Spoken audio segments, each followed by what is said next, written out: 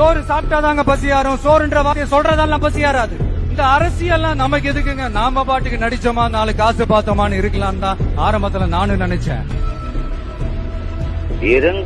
ஆனா நாம மட்டும் நல்லா இருக்கணும்னு நினைக்கிறது சுயநலம் இல்லையா?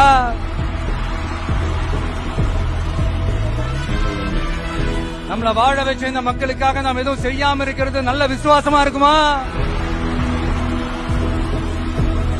ஒரு லெவலுக்கு மேல காசு சேர்த்து என்ன செய்ய போறோம்? நமக்கு இந்த வாழ்க்கையை கொடுத்த நம்ம மக்களுக்கு நாம என்னதான் செய்ய போறோம்? இதெல்லாம் ஏகப்பட்ட கேள்விகள் மனசுக்குள்ள வந்துகிட்டே இருந்தது. இப்படி எல்லா கேள்விகளுக்கும் ஒட்டுமொத்தமா ஒரு விடையை கண்டுபிடிக்க யோசிச்சப்பதான் அரசியல் அப்படின்னு ஒரு விடை கிடைச்சு. சரி, இந்த அரசியல் எப்படிப்பட்டது? நம்மளால ஹேண்டில் பண்ண முடியுமா? இது நம்ம இயல்புக்கு செட் ஆகுமா? இப்படி இன்னும் எக்ஸ்ட்ரா கேள்விகள் வேற வந்து ஏதோ பூதம் கிளம்பி வந்த மாதிரி வந்துகிட்டே இருந்தது. இப்படி எல்லாத்தையும் பூத கண்ணாடி வச்சு பார்த்துக்கிட்டே இருந்தா எதுவும் உருப்படியா செய்ய முடியாது.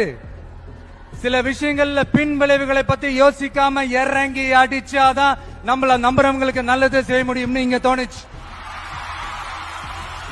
அதான் இறங்கியாச்சு.